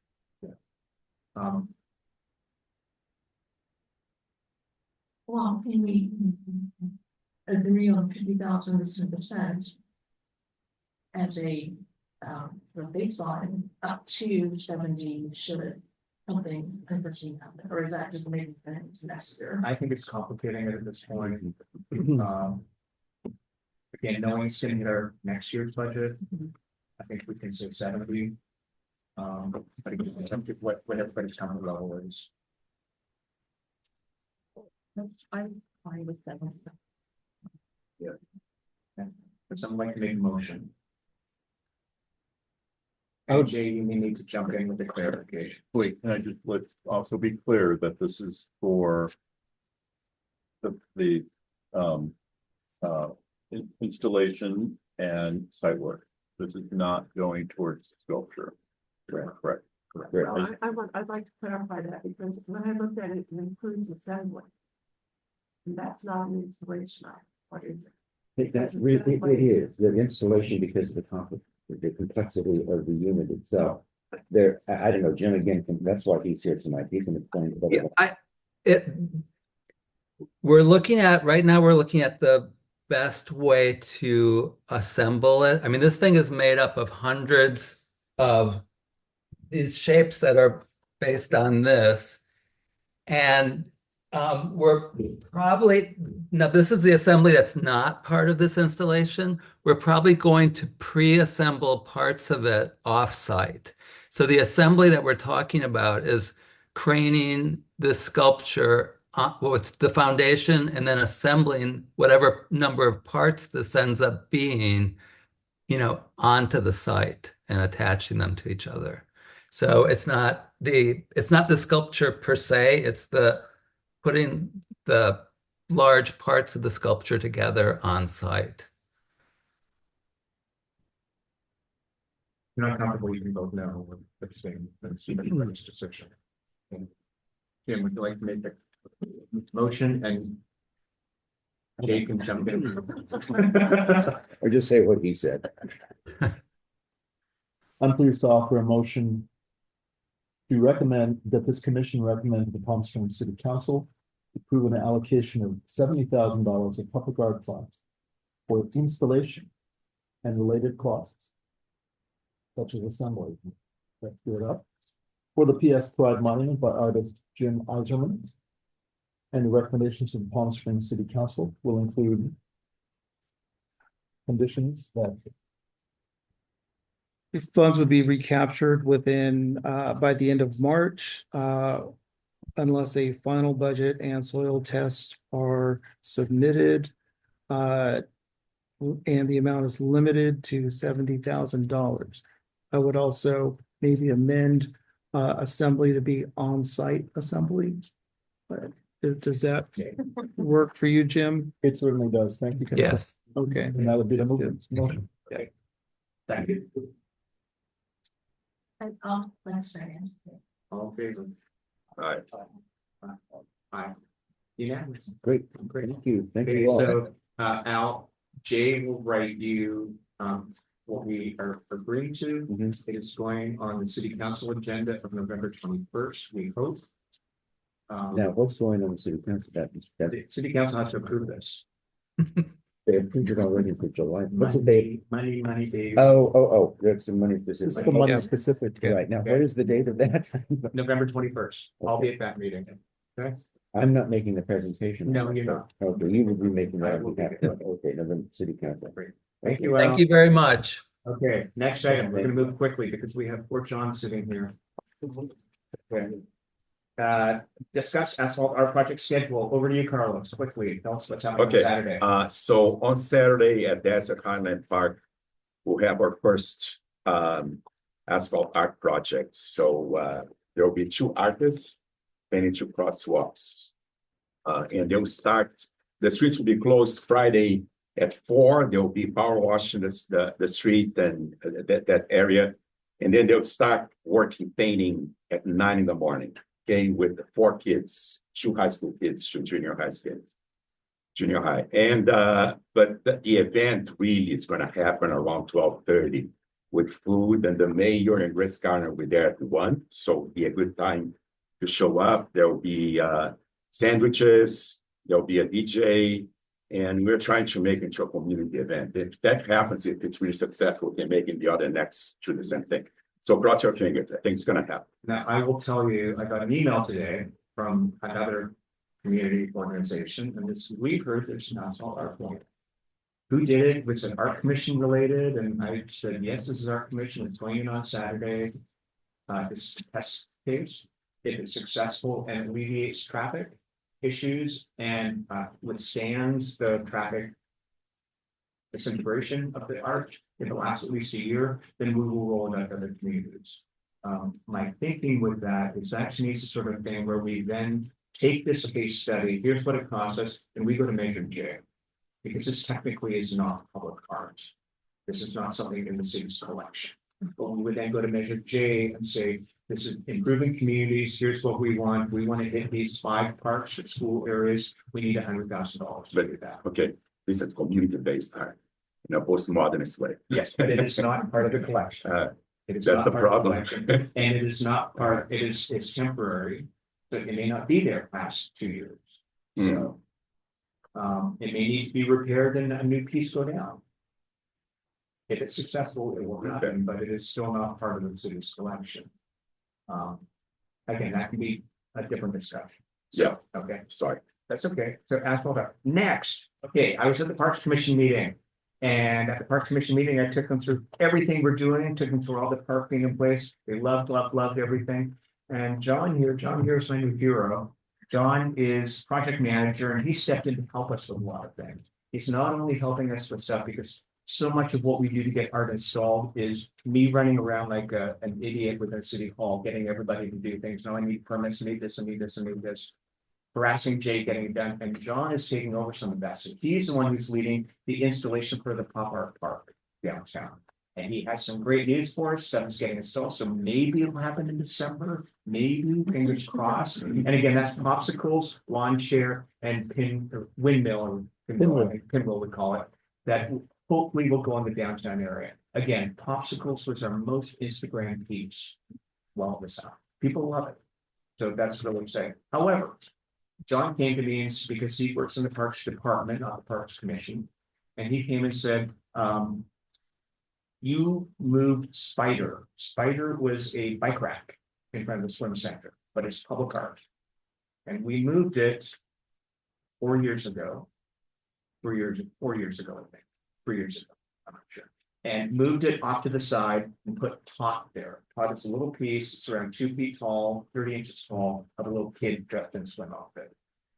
It's part of our collection. It was roughly $15,000, I believe. And the swim center requested that we put the spider rack back because kids need it and kids use it and they're not using it at the location. They said, so can we move Tot somewhere else and put the spider rack back? And simultaneously, I mentioned that I went on a tour with the art at the library in Sunrise Park. And they took me through where they're rising, everything, what's going on. And they have a dog there that is, you don't happen to have the dog, do you? No, okay. Not the image. Okay, that's good. And it's called Our Hero, which is by the Barones. And we have 4 other pieces in our collection. We have 2 at the animal shelter, maybe 3 at the animal shelter. There's another Our Hero in front of the fire station by Victoria Park, and this one was by the library. And the reason why the library asked for it to be moved is because where it was around a kids area, and the kids area is not going to be happening there anymore. So they said, we think Our Hero needs a new home. And I mentioned that at the Parks meeting, and then they said, well, if you move Spider there where Spider was, Our Hero would be great right there. So you can move it there, and it stays within Sunrise Park. And it's a place where kids go, it's right outside the entrance to the swim center and where you go to the pavilion and what do you call it, the leisure center or something? So I told the Parks Department, we'll bring it up at the commission meeting. We have to approve our being moved, but because they're requesting it, they have to pay for the move and the reinstallation. So what they're offering is they will move everything, they will move the spider rack back, they will clean it up and repaint it. They will also move Our Hero from the library to where Spider was. We then need to find a new home for Tops. We don't need to do that urgently. They can move these other pieces in the meantime. So I wanted everybody's opinion on that, and then I told them we would vote to ensure that the commission agrees to it. As I said, this to me is a situation where we move art based on needs of the community. And if they need a bike rack back, and this was a bike rack, it was very successful where when we just moved it to put Tot somewhere. John, And address. you can sit up. Hey, everyone. Thank you for having me. Fellow artists, new to the city, employees, so very happy to be here. I just wanted to echo what Terry is saying and just clarify too, coming from the Parks Rec Department, there's more of a functional request, and hopefully that helps, move Our Hero, keep them in the park. We have a lot of kid programs right there at the leisure center and there in the pavilion lawn, so I think it's a great spot for that. But that's my opinion as a member of the public, and I just wanted to say it's important to us to address to everyone here too that our department or myself as a city employee are not questioning your all's choice of where that art is, and we're supportive of wherever it is or it goes, and just happy to help. And And they're not saying because they don't like one piece or the other, they just need the bike rack back. more of a functional request. Yeah, so They. I think it's a functional request. No. Okay, any questions, then we'd like to take a vote on that, just so that they're free to move the bike rack back where it will be used. Move Tot from or move Spider from the library and by the leisure center. And then we will need to find a new home for Tot. Is that our responsibility to find a new home for it, or is that the parks department's? We would find a new home. We would. Yeah. If we want to, it's a nice piece. It's jewel-like, as I said, it's about 3 feet tall. I don't want it shoved in a corner. I think it needs to be elevated. And actually the placement wasn't ideal because it was a big pad and it's just a little tiny thing in the middle of the pad, because Spider was big. So. Can they stay together? Would they complement each other potentially? I'd be afraid of bike sandwich. For kids with their bikes. So there's not an orientation. There may be a place nearby. We can do it. So, but that to me would be, we can discuss that at the next or January meeting. I encourage everybody to go walk around the swim center, walk around the leisure center. You might find a great place for Tot. But we just want to give them the approval on moving Spider and moving Hero now. Any other questions before we vote? Would someone like to make a motion that we remove Tot to place TDD, Spider returns to its original location, and our hero moves from the library to the current location where Spider is now? I'd like to make a motion before seconds. Okay. Second, all in favor? Aye. Congratulations, John. Thank you, everyone. Thanks, guys. Great. Last one, very quickly, Artscape. Carlos and I met with the people at Desert Island, the community center, and we're talking about the Artscape Park going in and asphalt art, and they're a very engaged community. And if you recall, what we did is we came down to 10 pieces for Artscape. We chose primary one and a runner-up for each park, and then we had 2 others that went on the side. When we met with the people at Desert Highland, they really didn't like the one that we chose, which was Guardian. And then they liked the secondary one we chose, which was the Dancers. But the artists who did Dancers can't deliver by the due date. As the community was looking through my papers, they were like, well, what's this one? And what's this one? And they wanted the dog, and we explained, no, the dog is taken, you can't have the dog. They wanted the other dancer, and we explained we can't have that one either. And they're like, well, we like this one. Can we have that one? And so we said, you can have this one, the cactus. So this one was selected. If you recall, this was a runner-up for Barristo Park. So we've already approved it. It's already semifinals. I just wanted a formal approval and understanding that we did some filming in Desert Highland Park and not in Barristo Park. Well, that must have been a pleasant surprise for the artist. He was very happy. So, could someone like to make a motion on this acceptance of this piece for Desert Highland Park? I'll make a motion. I'd like to move that we approve Vince Norris shapes and sizes for this item. Great, thank you. Second. All in favor? Aye, yay, great. Okay, so now this is gonna be on the council agenda. November 21st. The timeline for installation is May 19th. So they go in the week before Memorial Day weekend, and every artist is agreed to it. I do want to throw one other thing that we can discuss and put in. The thing is, when I met with the Vista Del Monte School for the dog in Victoria Park, I met with the community, and I also met with the principal of the school, because it's really an extension of the schoolyard there. And she said she loved to have the artists talk to the students and talk about the art, talk about it. And I said, I think that's a great idea, because if the kids understand how the artwork is put together, and they feel a sense of ownership of it as well, and they may not then graffiti it or whatever. So I thought I would like to put that in as a requirement for each of the contracts for the artists. So you're going in park, we need you to do a community outreach program for us as you're doing installation. It may not be tied to a specific school. We need to engage with the Parks Department for each one. and they can open it up for Barista Park or for the other. That's a great idea. So, I think, I don't think we need a formal vote on that. I just want to put it in there and then we'll have Jay put it in all the contracts. But I think that's the sort of thing we should be doing more.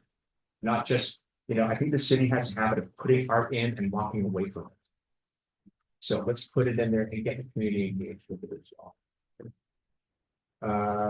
Gary, I have a question. You said May 19th is the installation date for all 4 pieces?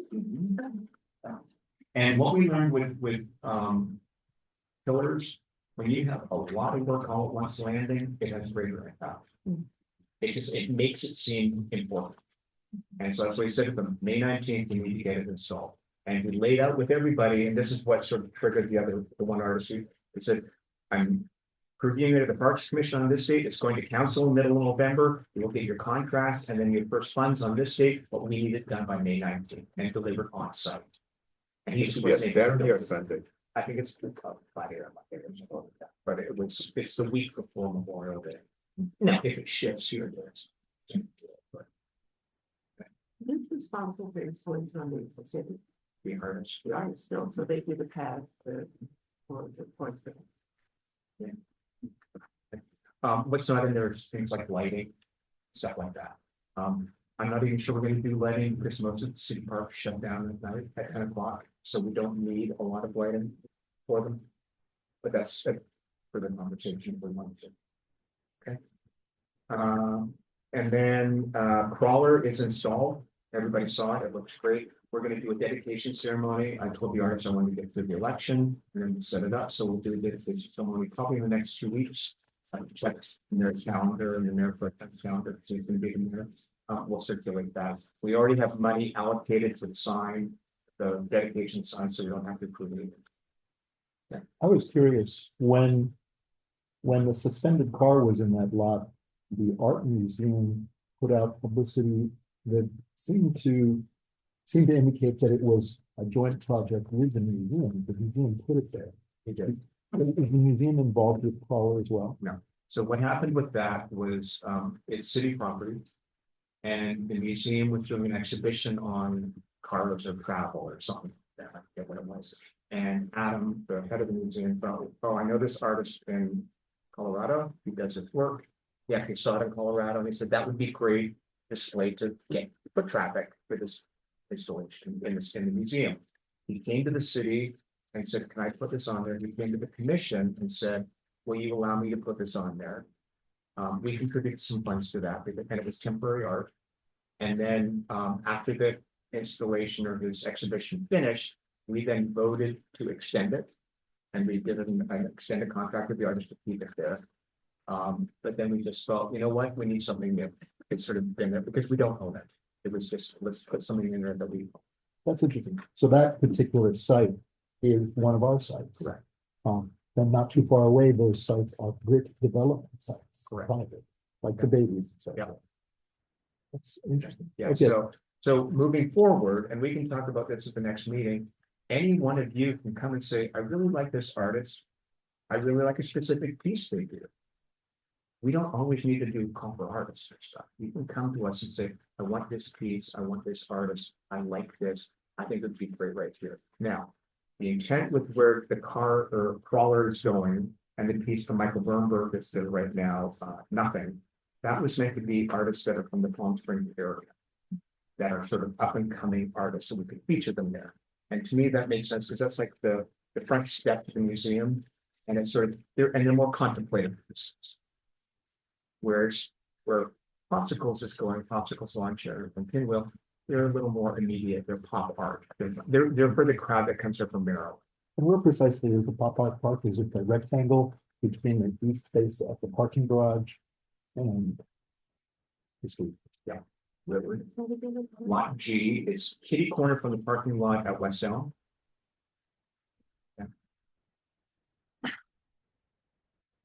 Around where Caller is, we look like with deserted planes like change lanes, something in any way, and keep it not disturbed, at least last time here. That much. There's no, that's it. It's over a parking garage. Is there any thought to put anything on there to stabilize it or to keep it from lower or?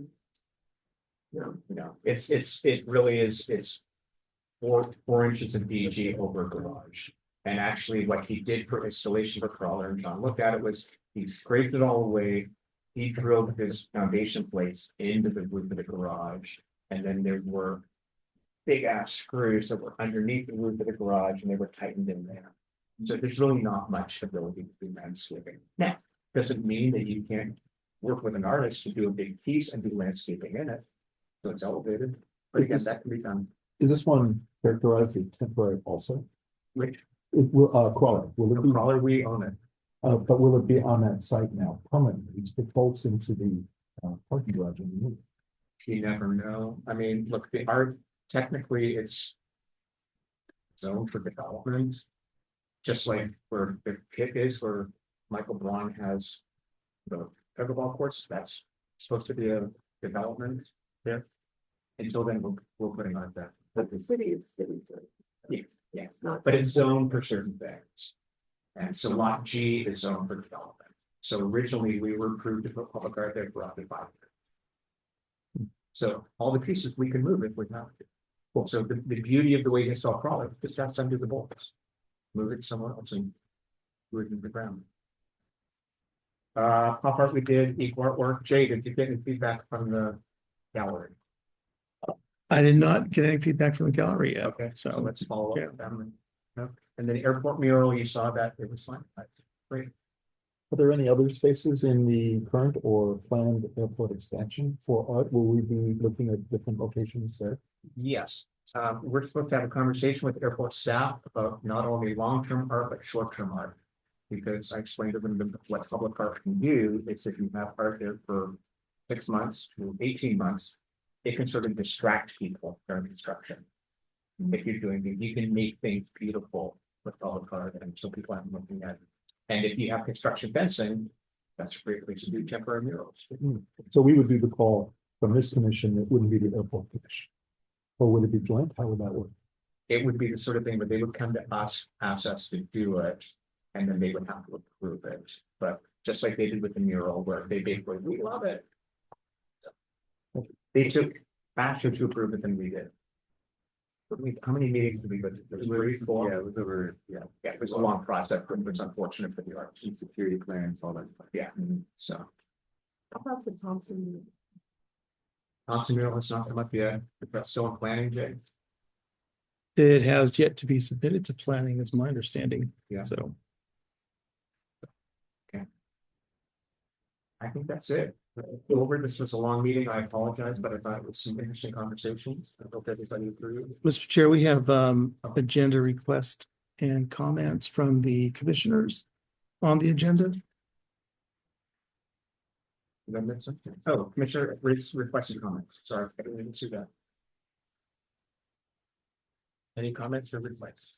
I do have a comment. Okay. I still think that we need to have a discussion about the wording of a memorial and public art. And I think that it's, to me, it's really important that if we're saying something is not memorial, a monument. A monument to me is a different classification from public art. So I just think that we need to have a definition of what a monument is, because I think there's an emotional attachment to monuments that are, and there's a permanency to that I think we're not addressing. And I think we won't get in trouble for it, but I think maybe down the road, it'll become an issue for other people that are like, you can't touch that, that's a monument versus. We actually discussed this in our ordinance review meeting, where we said we need to determine are there different approaches for something if it's a memorial versus a monument, and what is it? I will tell you that the word monument, I don't think has any significance for them. Originally, it was called the Wall of Honor, and it was meant to have a bunch of names on it, so they were calling it the Wall of Honor. Then it became the LGBTQ plus Wall of Honor, and then we just called the Pride Monument, just for colloquial familiar. So, but I think we can have this discussion in the next meeting if you want. I don't know what we have lined up for that agenda, but as far as I know, we don't have any other monuments that we're waiting to approve, so. Well, I think it should be a legal discussion. I think with the city attorney should define what a monument is. Versus. Public art. You asked for that clarification, so that we can set them. You mentioned about construction fencing at the airport.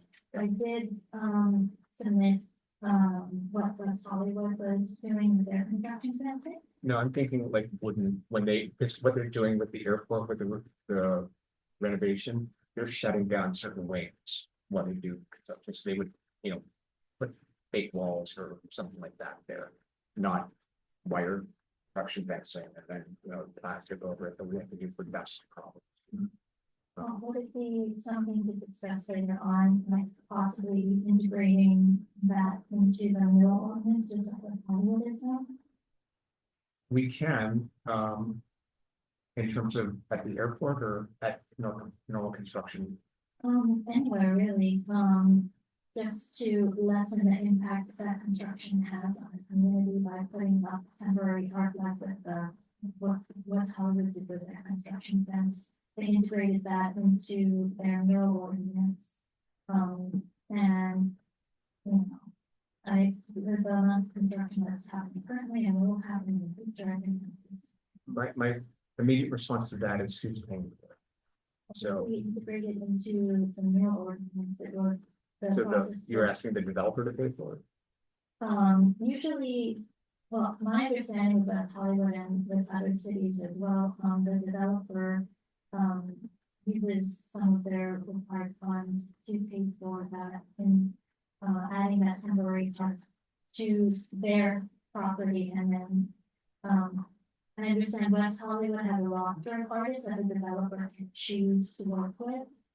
So they can choose what their fences will look like.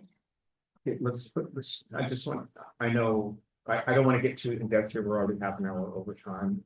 I think that, I personally think that our mural ordinances are so arcane at the moment. And they're so burdensome. They don't even start with the commission, they start in planning.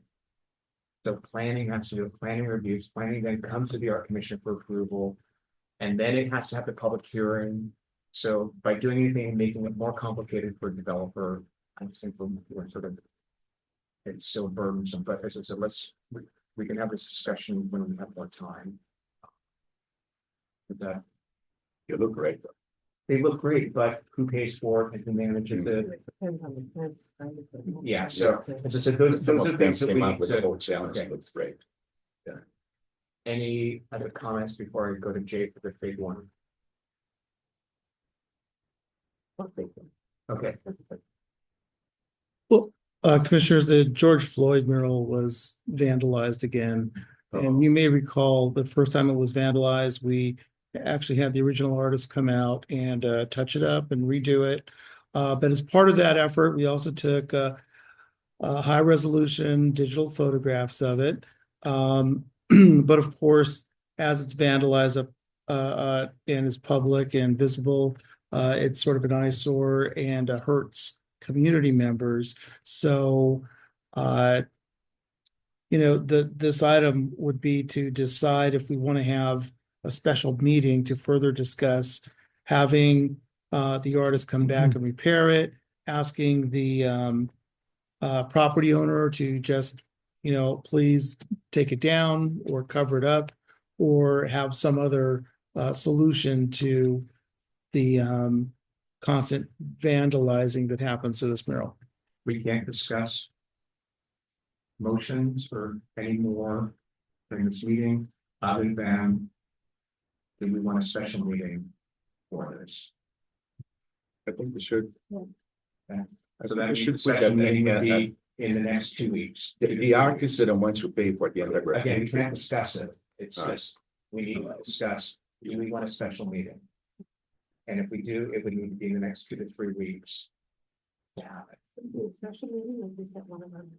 We could keep it at our December meeting. But then it's sitting there for a month over Thanksgiving. You need a motion. You know, actually, on that point, Mr. Chair, if we have a special meeting 3 weeks later, the regular meeting would be the following week. But commissioners, you know, it's up to you to decide how best to take action. Such a meeting. And so,